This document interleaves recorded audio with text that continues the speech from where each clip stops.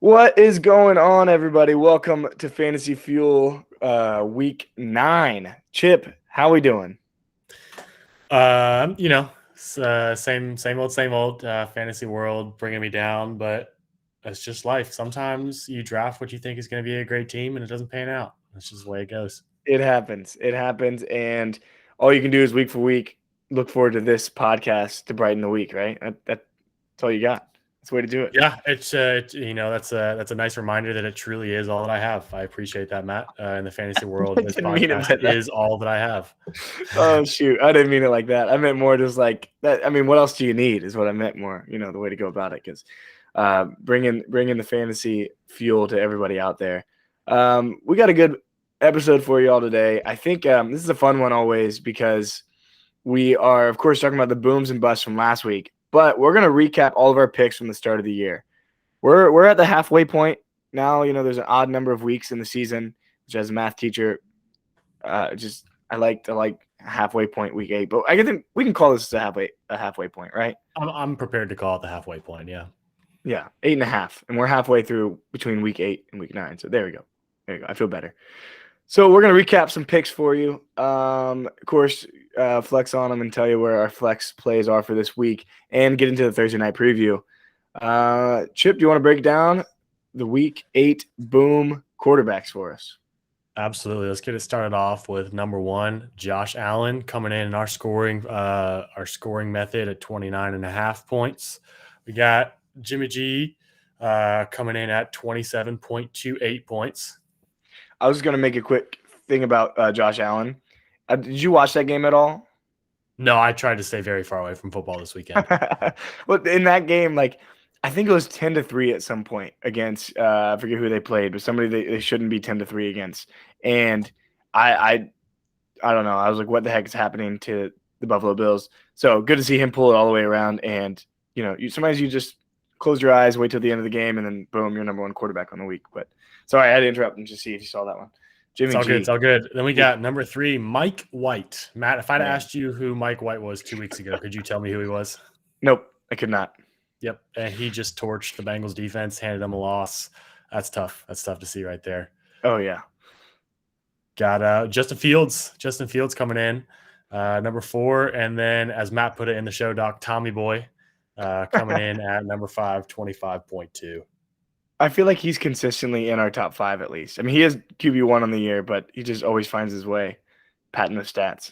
Tom Brady, I'm talking about. But oh man, yeah, a bunch of interesting names on the boom list this week. Running backs, I'll jump in with number 1, Michael Carter, adding to the Mike White success.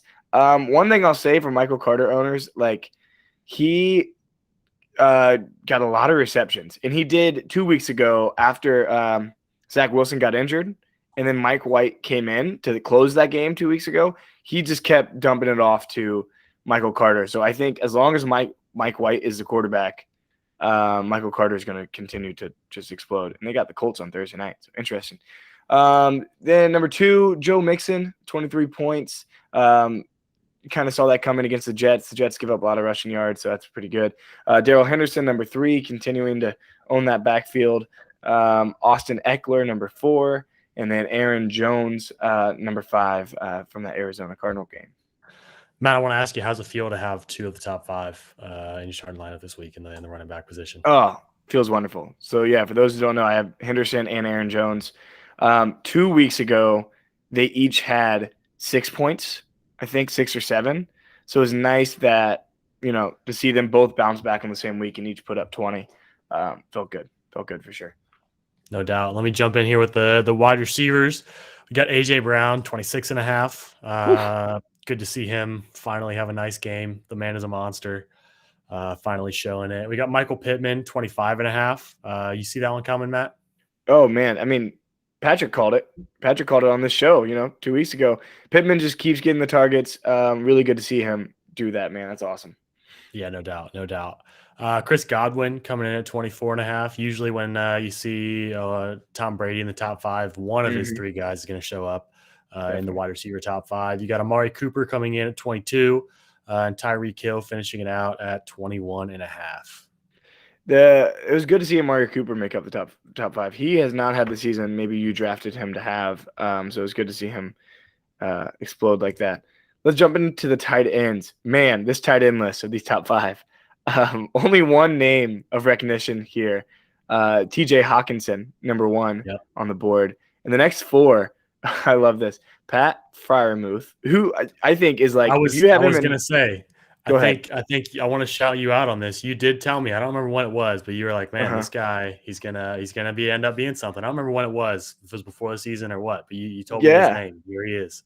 I'm glad you remember that. Yeah, because I was about to say, I was like, he's somebody that is just on a dynasty team too. He's going to be good for years. Like I remember I watching the Steelers game. The announcers were talking about how Big Ben and a couple other the coaching staffs keep comparing him to Heath Miller from back in the Oh day, wow. Yeah. and Big Ben just loves him. And there's a reason they went out and drafted him because just of his similar. Like, he's a Steeler through and through, is what the word said, and by the coaching staff there. And I think that guy's he's gonna be an awesome player to have for years to come. He's a rookie. Bevan Jordan for Houston, Jesse James, and lastly Dan Arnold for Carolina. No, I'm sorry, he used to play for Carolina.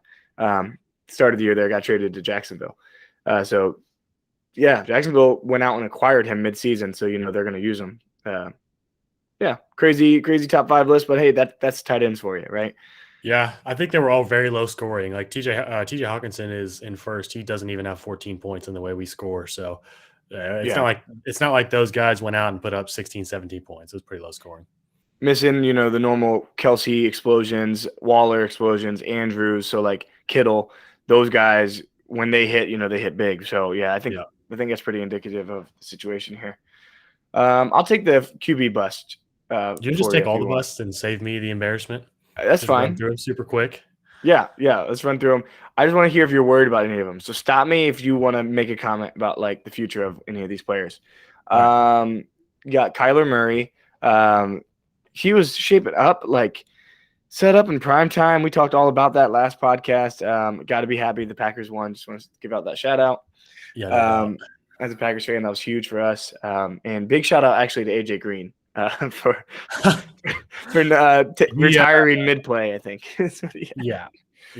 That's After him, Jalen Hurts. This one was surprising when you look at they're playing Detroit. You think he's going to run all over Detroit. They had 4 or 5 like rushing touchdowns. None of them him, which like that is his thing, So Jalen Hurts, 44-6 overall, but didn't get it done on the ground. Yeah, Justin Herbert for a long time with Jalen Hurts, he's been a bad football quarterback and an incredible fantasy quarterback. And this week he was a good football quarterback and a horrible fantasy quarterback. So do you think that he can only be one or the other? Do you think that there's like a balance he has to choose? Oh no, yeah, I don't see him making ever being both. And I bank on the fantasy side. I think this was against the defeated Detroit Lions, but is why he was able to look pretty good. But no, I'm not surprised if he's not a starter in 2 years or even a year. I wouldn't be either. Yeah, no surprises there. So enjoy him while you got him, I'll say. Justin Herbert and Mahomes both ended up in the teens. Not really like a bust like maybe the last two I just mentioned. They're 15 and 14 points in our scoring format, but just not what you expect from Herbert and Mahomes. We talked about it before we went live here on the show. I'm not worried with Mahomes. I'm still not. I know it's getting tougher. I'm glad you're not. It's a lot easier to say on the outside looking in. For everyone listening, I have one player in each of these positions that busted this week, and Mahomes is my quarterback. So as a Mahomes owner, it is really hard to watch him turn the ball over all the time and just look like a shell of himself, especially for where I drafted him in the 4th or 5th round. Yeah, it's tough because like I'm waiting for them to turn it back around. And every week I'm hoping, because I have Kelsey, of course. This week they play Green Bay. So I'll say, like, as a fantasy fan, I want to see the Chiefs put up 50 like they do. And because that's fantasy points. That's fun. That's what you want.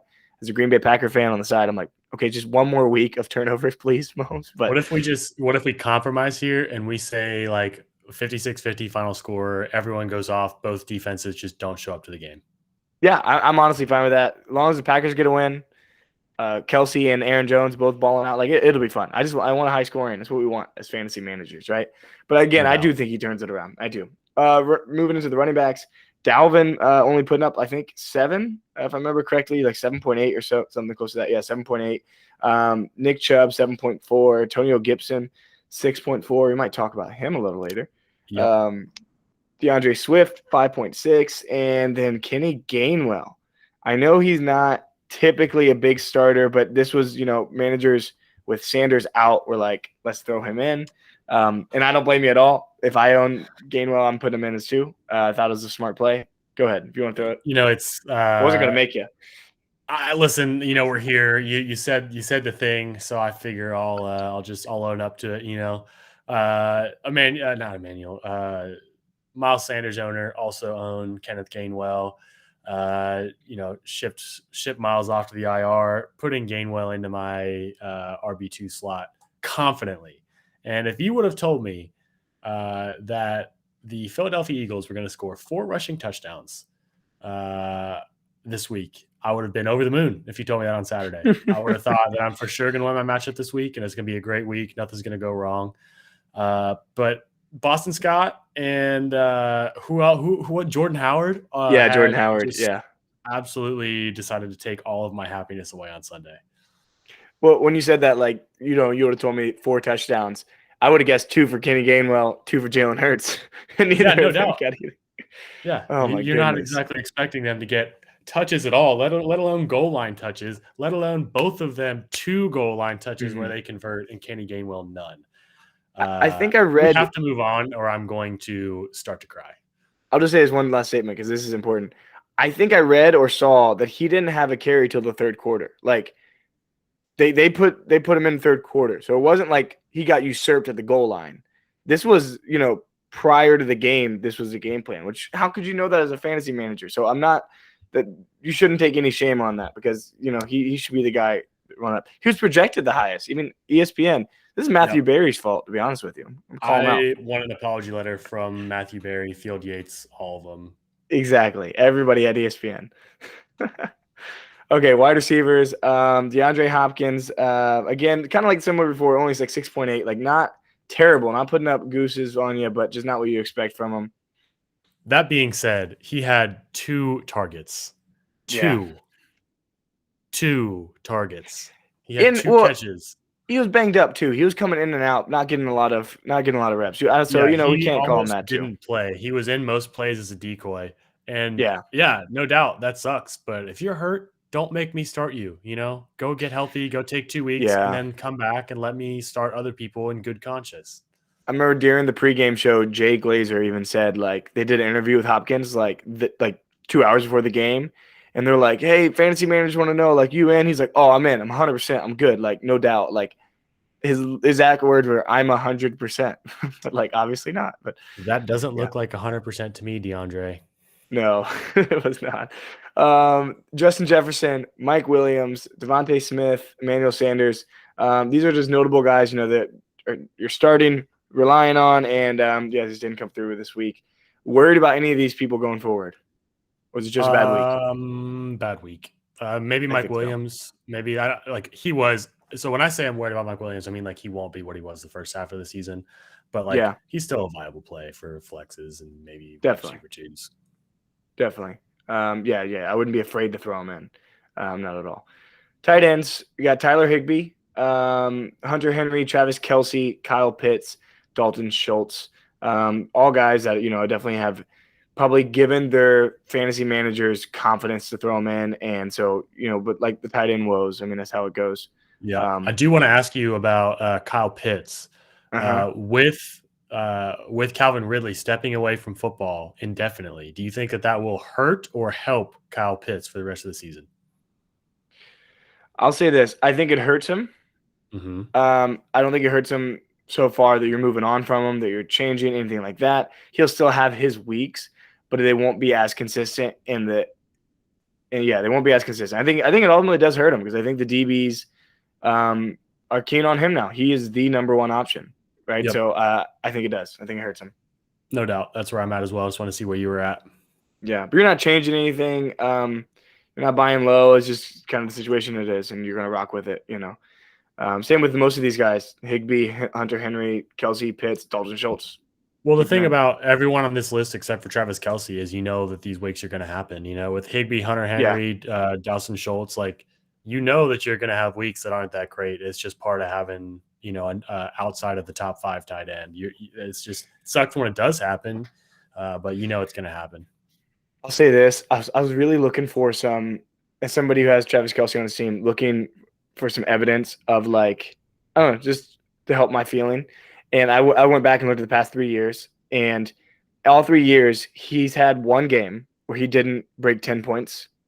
One game in all like 16 games, whatever they plays. Like if he played, he got 10 points or more. Besides one game out of the 16 for 3 years straight, and in those where he didn't get 10 points, he got like 6 or 7. So like never below 6, like for the past 3 years.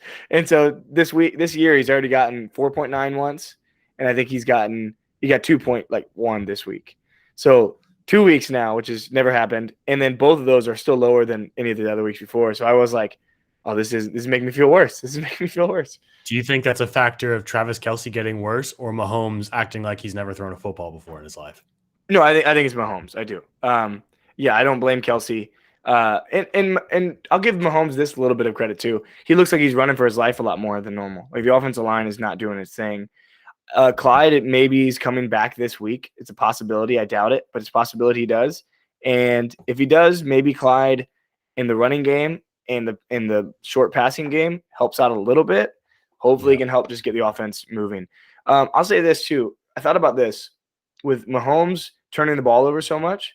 That keeps obviously the ball out of your hands. Like you turn it over, the other team has the ball. So of course, it cuts a lot of those drives short. Where give them the rest of those opportunities to get down the field, like it's exponential in the sense of like the fantasy points coming in. So yeah, no doubt you're losing out on not only the yards but the touchdowns that come with it as well. I see that all the way. So it'll turn around. I do think so. All right. Anything else from the booms and busts to talk about? I'm ready to move on. Let's recap a little bit. Let's reflect. I wish I had like a Back to the Future drop right here because we are going back to the past, and then we're gonna, of course, come back to the future here to talk about our picks. So recap all the way back to before week 1 started, like Tuesday or Wednesday of the week where we had like Thursday night NFL kickoff.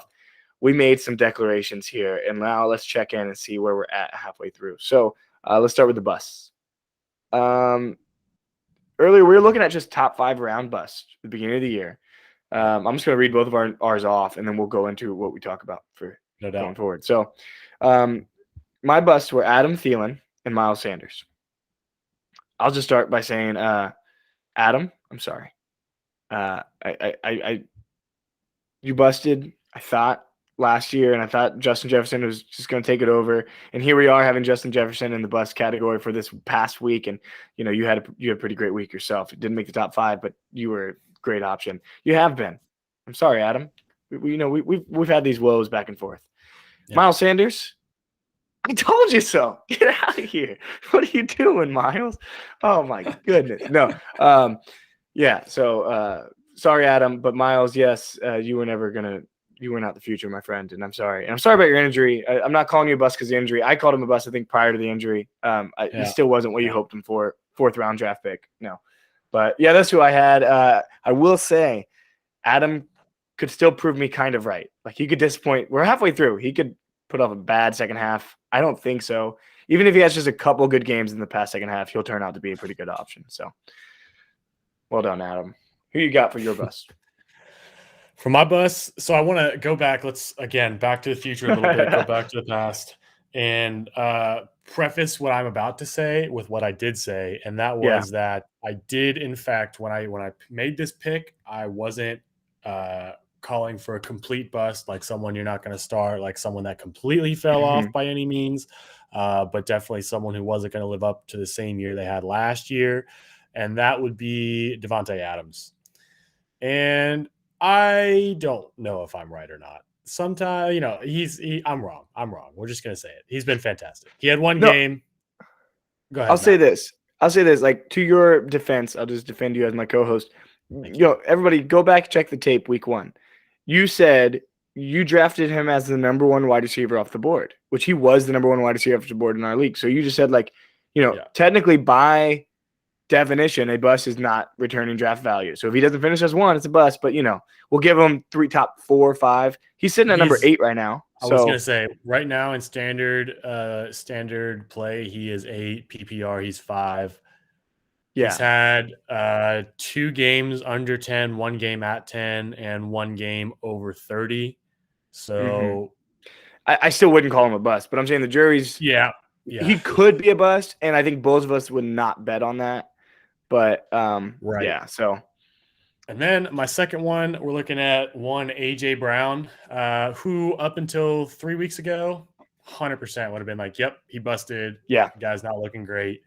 Yeah. But then he follows the last 3 weeks up with 12, 23, and 26. And that would lead me to believe that he is not going to bust. I think if I may, this is a reflection of Julio being hurt and not taking those receptions away from him. I think that helps him a lot. And a big reason why I picked him to bust was that him and Julio could not both eat with their hands at the same table. Someone's got to clean up, someone's got to be polite and have manners. But it looks like AJ Brown has, taken over that table and is ready to keep eating the rest of the year. Yeah. And I'll just throw in for like where they're at right now. Like, you mentioned how he got off to a slow start, but he's AJ Brown's sitting at 26 right now, rank wise, just by fantasy points. So that's definitely not what you drafted him to be. 26 is out of doubt. But you're right. He's on his way up, and he'll finish higher than 26. Yeah, I think when we do the midseason kind of look back, you have to look at trends. If someone starts off their first 2 games with 0 points, but then has a great, next 6 games, you can't really call that a bust if their actual rank is not that high. So I'll give AJ Brown the credit of, he's doing all right. Yeah, I agree with that. All right, so now let's transition into, based on those trends, just like you're talking about, we're each going to pick one, make a new pick, kind of halfway through, hedge our bet here, and pick one bust. We're each going to pick one each for the rest of the season, right? To now, and it's not, again, we're not talking about draft value anymore. We're now talking about like where we're at now, who's not going to put up the second half that you want. That's kind of what we're looking for. So I will, I'll let you, you want to go first to this first one? I don't mind going first. I can start us off here. I'm going to take a guy who I think this is very situationally dependent. I don't think that his abilities are going down. He hasn't shown any sign of slowing down or anything like that, but I think the opportunities are not going to be there for him because he just lost his quarterback. That would be one Alvin Kamara. I think that the loss of Jameis, though Jameis, he's not exactly the best quarterback in the world. He's still better than whatever the Saints had lined up behind him. And I think that Kamara takes a hit off of that. I think that, his receptions go down, which, of course, is going to take points away from him. And if you can't throw the ball, it's going to be a lot harder for that offense to get going. They're going to have a lot more 3-and-outs, a lot less time for Kamara to dominate that ball. Yeah, it's going to be really, really interesting to see what they do. And so I kind of looked away for a second, checking my stats, but I want to say, did you mention Taysom Hill at all? I know you mentioned James Winston going out. I did not. What's up with Taysom Hill? Well, I'll just say if he is the one that comes in, which I know he's coming back from concussion protocol, and once he does, he probably will take over that quarterback spot. He rushes a lot, so he might be usurping some of those touchdowns, some of those rushing yards that Kamara usually would have. So I just want to throw that out there to help your argument that he might be taking some of that. So yeah, it'll be really interesting to see what these Saints do moving forward. Yeah, and again, right now he's running back 6, so I think that he only goes down from here. It's not that he'll probably still be a top 15 running back, but he's gonna decline heavily, I think. Now, okay, my bust. I had a lot of trouble picking one of these. It's so hard to call this. I loved all your reasons for who you just picked. A lot of the guys I kept leaning towards, or maybe I went to pick them, then I'm like, they've been kind of banged up from injury, or they maybe just got a little bit of injury, and I don't know how they're going to continue out. So I'm tilting last second. Somebody I was going to mention was Jalen Waddle, but I'm not going to go there because I think he's a rookie. I don't want to throw him on that much. He had 12 targets last week. Tua's still throwing to him. I know Fuller's going to come back and maybe hurt him, but I'm not going to go there. I'm going to go with Antonio Gibson. Okay. Antonio All Gibson. right. I know he's been battling injury throughout this year so far too, but with or without the injury, the offense is a problem as it is. We were all excited by Fitzmagic coming in, and we didn't get to see that. I know it still breaks my heart even thinking back on that. Man, it kills me because especially personally, I drafted Scary Terry, and I was Yeah. looking for a great year, great connection between those two, and has not lived up to that at all. No, and just in their defense, I was also hoping just from an NFL standpoint, their defense was amazing last year, and it still has its moments with Chase Young, but it's just not as I guess deadly as it was last year. And so the idea was, okay, they're going to need to control the clock. They're going to need to have their defense shut down some people, and then they were going to run the ball a lot. And Gibson's going to be that guy. And Gibson's going to get a lot of work in the passing game. But McKissick, they still love feeding McKissick. Looking at Gibson's snap percentage for the past 3 weeks, 39%, 42%, 33%. That Man, is low. And I know he's been battling some shin stuff. He's on bye this week, so he could be coming back from the bye, feeling healthier and getting another run. But I'm going to stick with that trend. I'm going to stick with they got to throw the ball if they're going to compete. And I just don't think Gibson's going to return the value at all that you drafted. Um, and he even had a couple of great 3 weeks for weeks 3, 4, and 5. But I just don't think he gets back to those. He also has Tampa Bay after the bye, which is so hard to run on Tampa Bay. He's got Carolina, who's been a great defense. And then he does have a decent schedule from there on with Las Vegas, Dallas, Philly, Giants. That's how they finish out yeah, their year. I So, think it's just very difficult when you're dealing with that type of injury, like a shin injury. yeah. Um, you it's hard to sustain any kind of fantasy production, football production in general when you're dealing with a shin injury. And I know he's trying to play through it, but I could very easily see, if the football team is not doing well, Mm-hmm. um, they might just call his season just to save him for next season. Honestly, yeah, that could happen. It goes into it. No doubt. Good point. All right. Any more about these two, Gibson No, and no, I'm Kamara? good. All right, let's move. We're gonna talk about last the very again week 1. We're recapping all of our picks from that week. We looked at like 5th round or later draft picks, and we talked about who would be some values. We don't have new values for you because again we're not drafting. This is based on draft capital. We could talk about some values that did happen, maybe in a future episode or towards the end of the season. Daryl Henderson's one I'm thinking of already. Tom Brady. Mhm. All right. Anyways, won't toot that horn. And I'll say, but we're gonna talk about the ones we picked that would be values, and we're kind of just gonna give us an update and see where we're at. I'll start with the 2 I picked. I picked week 1 that Jalen Hurts would be a value, and Jerry Jeudy. Sad to say, Jerry Jeudy got injured pretty early on. Was kind of looking. I'm gonna pull this up real quick, but was kind of looking. I thought like he was primed for a good season. He's coming back. I mean, he came back last week, did he not? I want to Uh, say he did come back last week, but I don't know who has him in our league, so I can't look it up Yeah, quickly. yeah, he played last week. 72% of snaps, caught all 4 of his targets. Just didn't really do much with them. And he played week 1. Week 1, he got 7 targets, got 10 fantasy points. But he got injured week 1, so we Yeah. haven't really seen Judy much. So the jury's still out on that. And then Jalen Hurts. I mean, Jalen Hurts was taken. I'm looking at our draft, taken in the 12th round of our draft. Last week, he was the number 2 ranked quarterback. I'm guessing he dropped just because he, made the bust category this week. But yeah, Jalen Hurts definitely seems like a value still. And if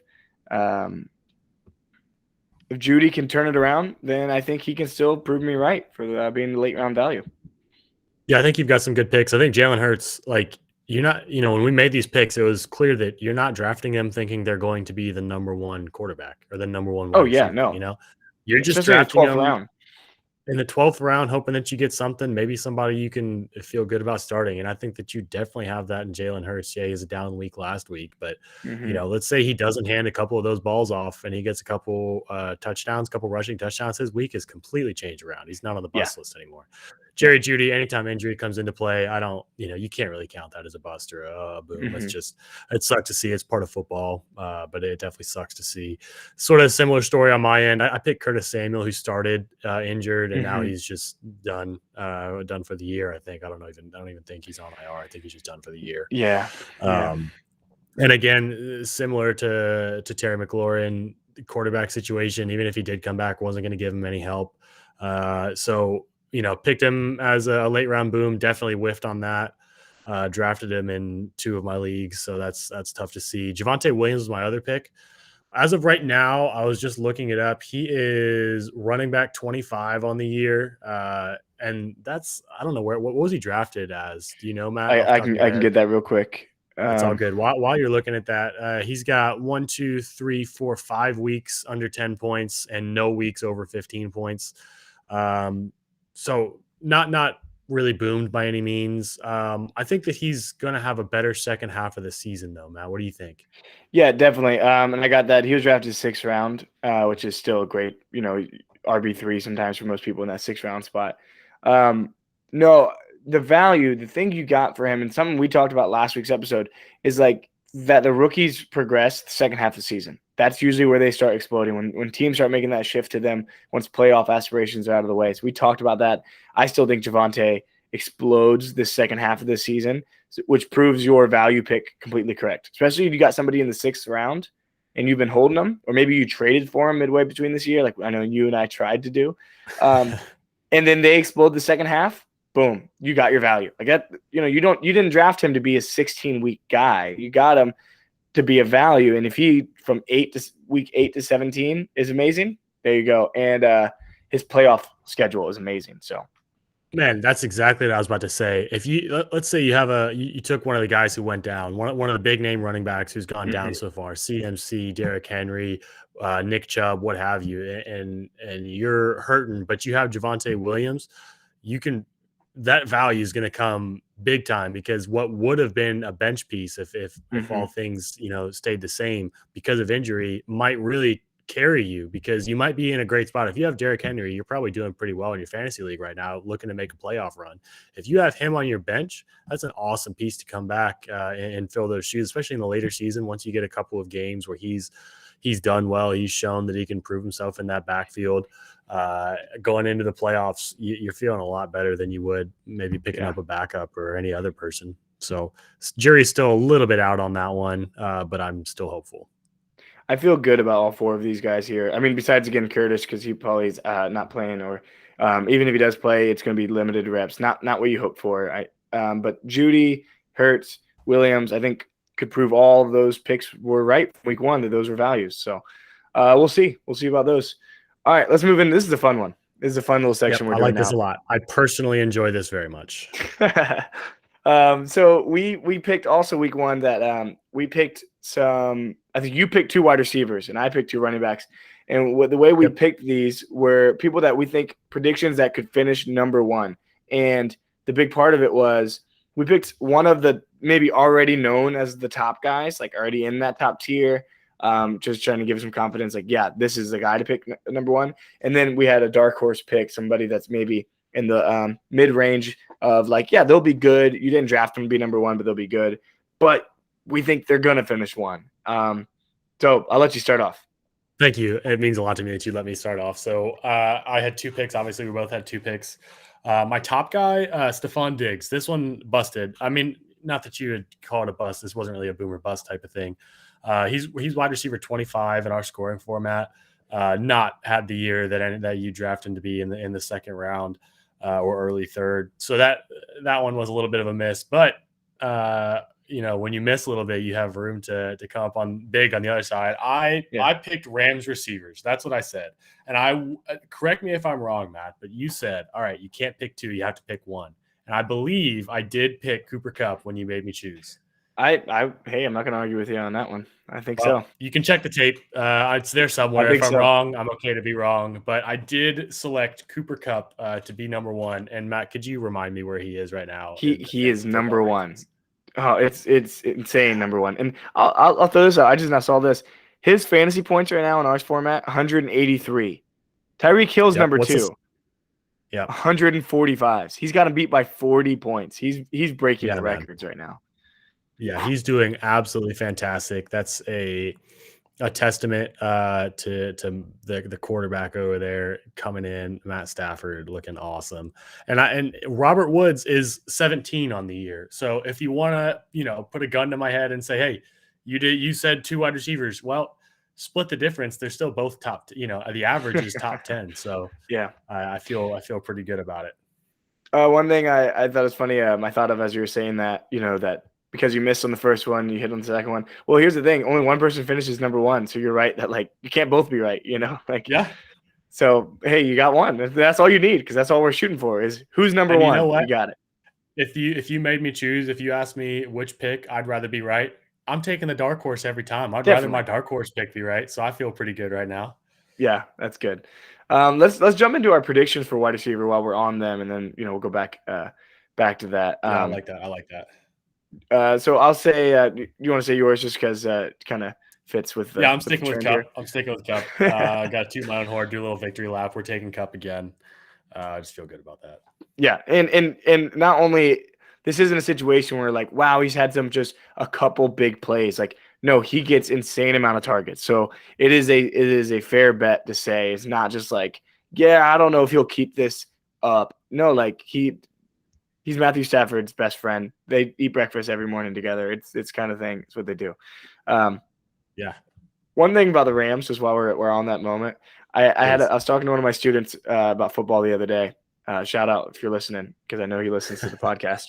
But I'll say we were talking, and I was talking about the Rams, and I was talking about the trade, that just went through with Von Miller, and I was kind of excited about it. He could tell I was excited, and he was like, he's a big Seahawks fan, so he was like, yeah, I hate the trade because they're in the same division, and I was pretty excited about it, and he was like, that just hurts the Packers' chance for a Super Bowl, and it was a funny realization for me because I realized the reason I'm excited is because I called him on the show my Super Bowl pick, right? And I want to be right. I'm competitive. So I'm like, yes, like that helps my pick them winning the Super Bowl.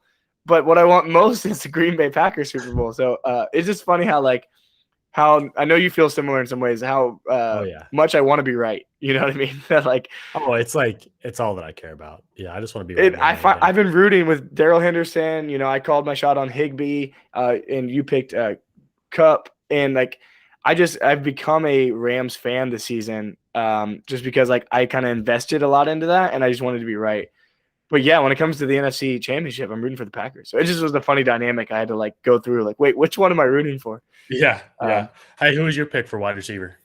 On that note, my pick is Devontae Adams, which did feel a little like okay, everybody he was drafted number 1 off the board, but he's number 8 right now. So I'm trying to give some Devontae Adams managers a little boost of confidence here.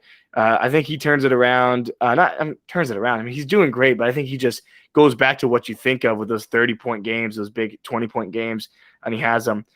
Coming up, he's got Kansas City next week, Seattle the week after, where Russell Wilson might be back, Minnesota, who he always torches, the Rams, which that'll be a big game, then Chicago, who he always torches, Baltimore, high scoring, Cleveland, we'll see, Minnesota again, and Detroit again to finish the season. Like every game besides maybe the Cleveland game is going to be a shootout, in my opinion, points wise. So they're going to be throwing the ball. Rodgers is going to throw to his favorite guy, and I just think he just torches the second half.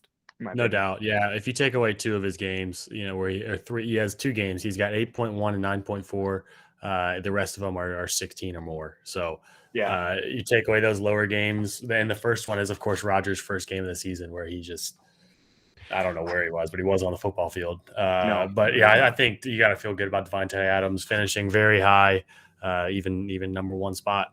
What were your picks running back wise? So beginning week 1, like we said, you picked the 2 wide receivers. I picked the 2 running backs. So my top guy that I said, like I remember saying CMC, but I felt wrong even saying that just because he was unanimous. So I said Alvin Kamara to give some love to him. I thought in the reasons we said earlier for why he might be a bust the rest of the season, I kind of said it's like he's their only weapon. When they're not going to want Jameis Winston to turn over the ball, they're going to limit him on his throws, and they're really going to feed Alvin Kamara because he's their best player. And that could still come true now with Winston out too. But I agree with you earlier that I don't think it does. I think it's just the offense is going to get worse. Taysom Hill takes away some things. So I don't know. I don't know how that finishes out. Kamara right now is number 6 on the year. So he's not far off. He could have some explosive weeks and get him back towards that number 1 spot. My second pick was Aaron Jones. Again, Green Bay pick here, but they got a great offense. So you can't. They got one of the best scoring offense in the league. So you can't hate me as a fan. Also trying to pick their fantasy players because they are good. He's number 4 on the year right now. He was drafted 9th off our board, so there's definitely an improvement. Definitely, I think some leagues he went 2nd round. So number 4 in the year, showing that he has definitely the capability to finish number 1. Now with Derrick Henry out, so now the kind of bumps up to number 3 if you want to play that game. Only people ahead of him right now are Jonathan Taylor and Austin Eckler. So Jones could still turn it around and finish number 1. Would have to string together a lot of games. I just went over their schedule. Definitely could do it. I don't know if I keep my money there. Well, I'll tell you a little bit in a second. I won't keep my money there. I got a new pick. Go. But there you go. Well, what do you think about those two roll guys? Right into it. You want me to get into that, or do you want anything to say about? You got it there. Kamara? Yeah, roll right into it. I'll bring up my points in a little bit. But you go ahead. Okay, so I'll roll right into my number 1 pick. So Jones is number 4, but I'm picking the number 5 guy to go on to go on to it into the number 1, finish number 1 on the year, and that's Najee Harris. Najee Harris, volume is king in fantasy, and I hate that I'm picking him to finish number 1 because I traded him to you, Chip. But Najee Harris, I'm looking at Jones, Eckler, and Taylor, who's ahead of him right now, and Henry, but Henry's done. So Jones, Eckler, and Taylor. Najee's just going to get more work than all of those guys. Jones might have one of those weeks where he gets 4 touchdowns because the Packers just like to do that when someone scores. They're like, hey, let's just keep getting this guy to score. So Jones might beat him on a couple weeks, but over the span of the next 8 weeks, I think Najee just keeps getting fed the ball. And yeah, I mean, there's nothing else to say other than that. I mean, Najee's just going to keep doing it. He's a wonderful player to have, and so consistent. And I think what we say about rookies applies to him, even though he started out high. Like, I think that he still has an incline in how he does, even though he started high, because it's just the adapting to the league that comes with it, even though he's already getting all the touches that a veteran would get. And I'll say he all of his weeks, he never had those boom weeks early on. Like if I go back and look at his game log, he didn't explode right away. It was 16.6, well, 21.2, 18, 21, 21. Like never really breaking. He's yet to break 21 points. And the Jones, the Kamara, the Derrick Henry, those guys get in the 30s sometimes, and maybe even the 40s. Now he did that on the back of like rushing attempts and receiving attempts. No touchdowns, like barely any touchdowns. The day where he starts putting 2 or 3 into the end zone and he has one of those games, it's going to hit 40. And that's the second half I think you're talking about. Like, yeah, let him I know JT, we just said number 2 if you take out Henry number 1. Let Najee Harris break off an 80-yard run like we've seen JT do a couple times. Yeah. Man, it's scary for the rest of the league because he's gonna be looking pretty nice. Oh yeah, agreed. Who you got for your prediction for number 1? I'm gonna take a guy who pre-draft I was like, I don't want any part of him. I don't want to be near him. He's fat. He's old. He's never going to do anything again. Had a pretty down year last year. I was talking smack on him pretty hard. That's Ezekiel Elliott. He's a big reason why I went 0 RB this year because I had 0 confidence in him. And he right now is running back 10 on the year, and the way we score, that is including the first week where he had 4.9. And then last week he has 9.3.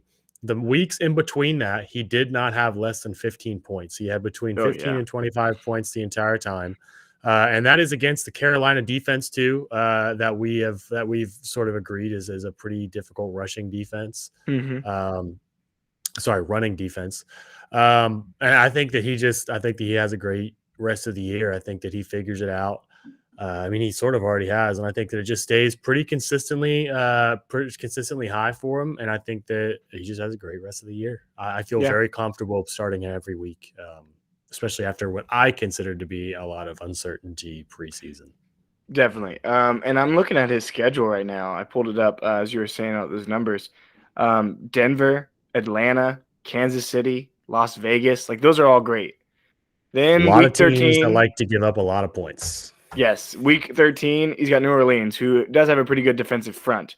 Past that, you got Washington, the Giants, Washington again. Arizona has a pretty good run defense. and Philly. So basically, the rest of the season, the only two games I'd be like, oh, that's not a great matchup, but it's still Zeke, so he'll still do some work, is Arizona and New Orleans. But in both of those games, doesn't mean he's not going to have a bad week. Like, it's looking good. Now, knowing that it's Arizona in what would be the fantasy football championship, how do you feel about that? Knowing that of the two games that you pointed out that are going to be tough defenses, knowing that one of them is a fantasy football championship, how does that make you feel as a fantasy owner? You might be like, oh, it's a bummer, but you're not changing anything. I mean, you're playing Zeke always. And not only that, we just saw Aaron Jones and A.J. Dillon both run all over Arizona. It's doable. It's not likely, but it's doable. And the only thing you can hope for also is that Arizona hopefully puts up points like they do. And Dak is playing and Dak puts up points. Then it's a shootout and you just got to hope he finds the end zone. So don't let it get to you if that's, if you're looking at that. So that's it for our predictions. The only other predictions I think we made week one, we didn't put it here in the show doc, was Super Bowl predictions. Yeah. I don't remember who I picked. You did the Chiefs and Bucks. I'm pretty sure you did a callback. Oh man, that's tough to see now. Yeah, well, I'm just on the Chiefs side. The Bucks definitely still could do it. No doubt. Yeah, Bucks they look definitely good. could. Chiefs have been hurting my soul since week one. Yeah. In a similar way, I said Rams and Ravens, and that was before all the Raven injuries, but still, whatever. Yeah. The Ravens looked good. I mean, they're 5-1, started off, then they got torched by Cincinnati, and I lost confidence in that. I wouldn't take Ravens now for Super Bowl favorites. Yeah, can we on the fly switch? Who you picking? I'm still sticking Rams on my side. In AFC, I think you got to go Bills. I don't know. Yeah, I was gonna say I like the Bills a lot. I like the Bills. I'll go Bills for my Super Bowl pick. Yeah. What about NFC? Staying with Tampa Bay? Yeah, I'll say Tampa Bay. Tampa Bay and the Bills. Yeah. If we had to go somebody other than the Bills, number two, geez, I feel like the NFC is just so much stronger than the AFC. And I know we got a lot of Bengals fans in our league, and they would maybe have some words with that. But it's the truth. I mean, there's multiple NFC teams that are just really good. Oh yeah, no doubt. I mean, it's tough to say. I mean, obviously, Bengals would just be fantastic for. I honestly think the entire league would love it. I think it's the kind of thing, kind of underdog thing, where it's just like they're so far out of what you would normally consider to be the picture that everyone just rallies behind them. Bengals would be cool. Kansas City, I don't know. I don't know, man. That's just here's the crazy thing about possible. the AFC. It's 100% possible that they could do it, but it's right now it's not looking likely. I'll say that. Yeah, I think Bills are definitely by clear the favorite. I mean, here's the thing about the AFC. Like, if you look at each division breakdown, Bills are number one in the division, and I don't see Patriots, Jets, Dolphins doing anything to stop that. Nope. In the West, you got the Raiders number one in the division. And here's the thing for Kansas City, they're only like a couple games back, and so they can still win the division, which is crazy. And if they do, then Patrick Mahomes in the playoffs, who knows? Anything can happen. So you're right, they can. In the AFC North, Ravens are number one technically right now, and we've already talked about the Bengals and Ravens. And here's the sad part. Here's the one thing I wanted to bring up. I built all that to say. In the AFC South, or the number one team in the AFC in general right now, is the Titans, 6-2. They were primed. Yeah, but it's just horrible when you see a team go down to injury like that, because obviously they're not going to be the same team without Derrick Henry. It doesn't matter who they bring in. Adrian Peterson, he had his day in the NFL, but he's not going to be a prime Derrick Henry. Now, here's the thing. They are, which I don't see it happening, but they are 6-2, and I think they got the division locked up because the Colts are the next behind them, 3-5. The Jags and the Texans won't even I guess, go against them for the number one seed out of the AFC South. And they've already beat the Colts twice. So for the fact that they have that division locked up, I really don't see a way it's possible for the Colts Titans to lose that division. As long as they do is they win one more game. So they're going to be in the playoffs. And all you can hope for, I think they gave a 10-week time period on Henry. Is that what it was? Yeah. So, I mean, technically, if they win the first round of the playoffs, or somehow they get a bye, which I don't think they will get a bye, they win the first round of the playoffs, and Henry could be back for the AFC Championship. But I doubt it. I doubt where that goes. So, So in this kind of situation, do you stand by the divisions? I know in fantasy we don't do divisions for this sort of reason. You don't want the uh-huh. best teams to not be in, and you don't want bad teams getting in. How do you feel about divisions in professional sports? This is completely on the spot and aside, something I just thought about, but I'd love to know your opinion on it. It's funny because growing up, this, that I paid way more attention to basketball than I did to football, and I really liked how in basketball it just was the top 8 teams in each conference made the playoffs, and I liked that from a playoff standpoint. But I love now as a football fan the rivalries within divisions. So I love divisions for that sake of the rivalries that you have. So I love when the Packers play against Minnesota, Chicago, or Detroit, and it's so much fun. Same I know with the Bengals playing against their guys, and so I love the division rivalries. Um, I love and I hate it in a way that I really like how you can have a set goal, win the division, you get into the playoffs, and so I Yep. really like that. And sometimes, the best teams just don't make it, so it's tough. I like what Not you as said about the division rivals, because if you asked me who the divisions were in the NBA, I would have I know yeah. Eastern Conference, Western Conference, but I could not tell you the divisions. Like it doesn't matter because it doesn't matter. It doesn't matter at all. But almost every single NFL division, you have the huge rivalries. Even if for example, the the Bengals and the Browns and the Bengals and the Steelers and the Bengals and the Ravens all see equal levels of just Hmm. because it matters so much. You have to beat those guys if you want to make it into the playoffs. They're sort of all the same level of rival, because it just every single year it comes down to the other 3 teams in your division, whether or not you get in. So I do like it for that aspect, but I will say overall, I don't like it. Overall, I do like the idea of the best teams getting in. Yeah. Something just doesn't sit well with me when teams that deserve to be in the playoffs are not. I have no idea how you could regulate this, but this is just throwing us out there. It'd be interesting to see divisions change up a little bit more. Just change up to maybe fit the strength so that you can get the closest thing you can to that, but you just can't make that prediction prior to season, and that would also not help the rivalry that we're talking about if you're moving I around was too just about to often. say So if you're doing that, then you're already getting rid of the rivalry thing. So I think you got to go all in or all out. Sorry yeah, for the aside. We can get back to the regularly scheduled programming, but I just wanted to throw that at you, see what you had to say. all good. I love it. I love the live questions. Let's run through our flexes real quick, our flex picks, and then we'll talk a little bit about the Thursday night preview and get through this. Let's see. I'll jump in with my first one.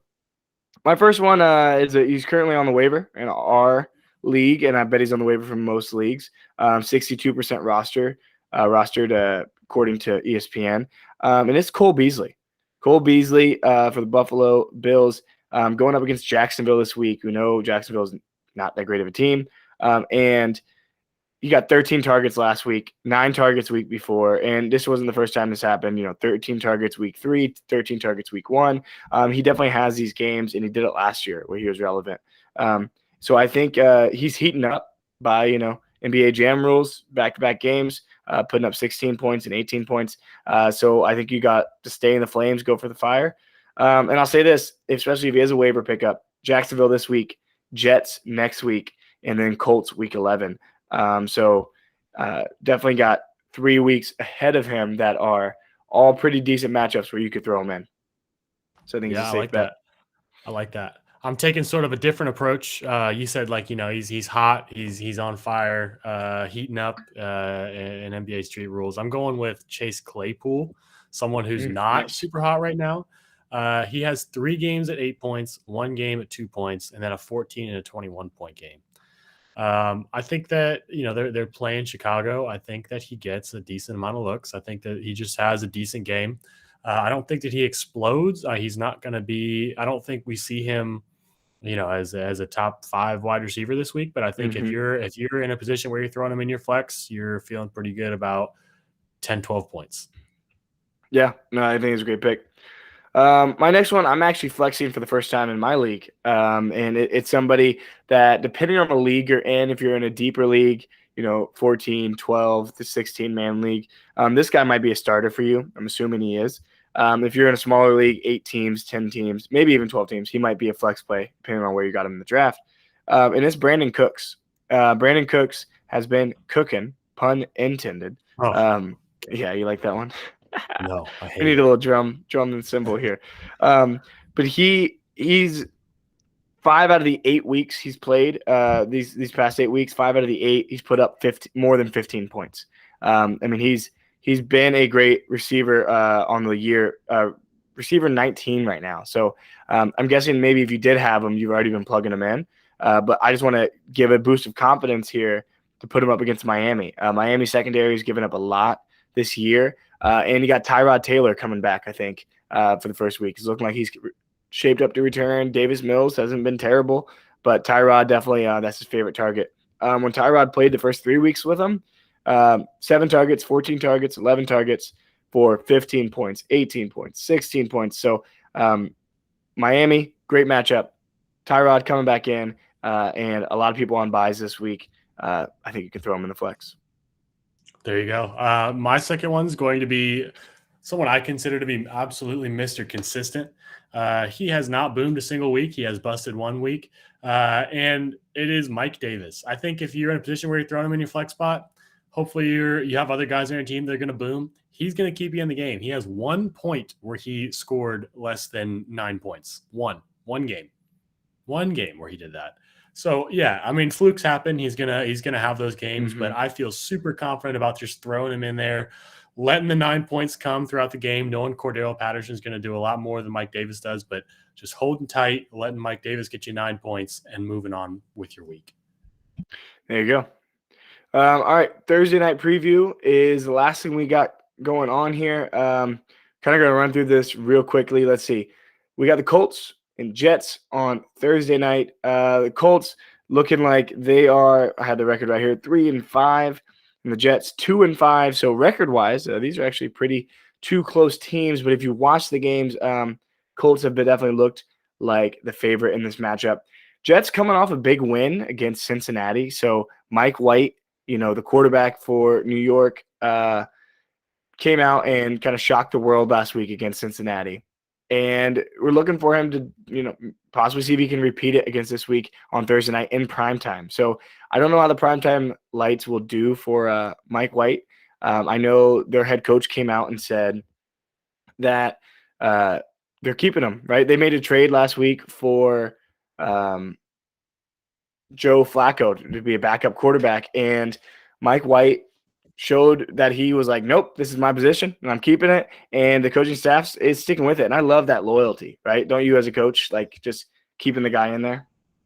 As a coach, it scares me because you have a guy like, Joe Flacco that has been in the league forever. And then you've got Mike White, who's an absolute no name. And so to put that trust in him is terrifying. But if I'm Mike White, I'm feeling super good because I just had a fantastic, obviously, career game against the Bengals. And to see the coaching staff come in behind me, that feels pretty good. It's very reassuring to feel that. I was just looking it up. The Colts are minus 10.5 point favorites. Jeez. Yeah. And that's in a game where the total is set at 46.5. So there's not a lot of points looking to be scored, and Vegas really thinks the Colts are going to run away with it. How do you feel about it, Matt? I'm scared to bet on this game. I'm scared that, based on the Jets' performance last week, you want to take Jets, minus 10.5. Yeah. But okay, I'll say this. If I had to bet, I think I still take the Colts. And here's the reason why. Similar to what we did last Thursday night, talking about Aaron Rodgers in primetime. Some guys are different in primetime. And I'll say, if Mike White is quarterback, he's going to be different in primetime than he was last week against Cincinnati at his home field. This in Indianapolis, I believe? It is. It is Indianapolis. No. So now you're traveling on the road as a rookie. Now you got pressure. He had no pressure last week. He's got pressure not only from the primetime, but to hold up to the standard that he had last week. Yeah, there's something to be said about, the entire NFL football community is like, who is this guy? Like, is this legit? What just happened? The Bengals are supposed to be like somewhat of a formidable defense, and he just came in and ran, threw the ball all over him. So he's got that added pressure of, this is sort of like a come to Jesus moment for him. Like, is he legit? Yeah. Is Mike White elite? and to that question, I'll say, like, I was just thinking about that. There's a reason we haven't heard of him, and the reason we haven't, and I think when he plays against somebody in prime time, is going to show us why. But on the flip side of that, if he balls out and does it again, now he's legit. Not saying he's going to be a Hall of Famer or nothing, but he could be a starting quarterback one Hey, day we'll somewhere in the see how field. it goes. If he has a good game, they don't even need to win. If he has a decent game, if he throws one or less interceptions, there's a chance that he makes his case for a starting quarterback the rest of the time. Yeah, especially because they drafted Zach Wilson. They're not going to be, they're not going to be like having Mike White the rest of the season, but he might go play somewhere else. He might fill a position somewhere else in the league. I'm looking forward to seeing this here. You starting anybody like questionable on either side of the ball here? JT, you're starting him. You're starting JT, you're starting Pittman for sure. Yeah, starting Especially Pittman. after the week he had last week. Anybody on the Jet side? I mean, I don't know if you consider Michael Carter to be a question still. I'm starting Michael Carter. I know the guy in our league who has him didn't start him last week and was kicking himself over it. I think that you have a good chance to do it again this week. I don't know how much the game script will affect him. There's a chance that, the Colts get away with it early and it kind of shoots you in the foot, but I don't think I want to take that chance. Yeah, other than JT, Michael Pittman, Michael Carter, I'm not starting anybody else in this matchup. Yep. Maybe Carson Wentz if you're a 2-quarterback league, but other than that, I think you're good. All right, well, that's going to do it for us, folks. The whole episode here. Fun reviewing those picks from last week, Chip. Excited to see how they finish out the rest of the season, those picks. All I got to say is let's go Rams. Let's go Cooper Kupp. Let's finish strong. Oh, man. And Packers, I got to throw them in there. It's going to be – I would love to see NFC Championship, those two. It'd be a battle. We'll see it, I think, week 10, week 11. We'll see that matchup. But, all right, from us at Fantasy Fuel, hopefully fueling all of your fantasy football needs. Love doing it, and we'll see you next week, week 10. Have a good week, everybody. And let me throw out a Go Pack Go against Kansas City.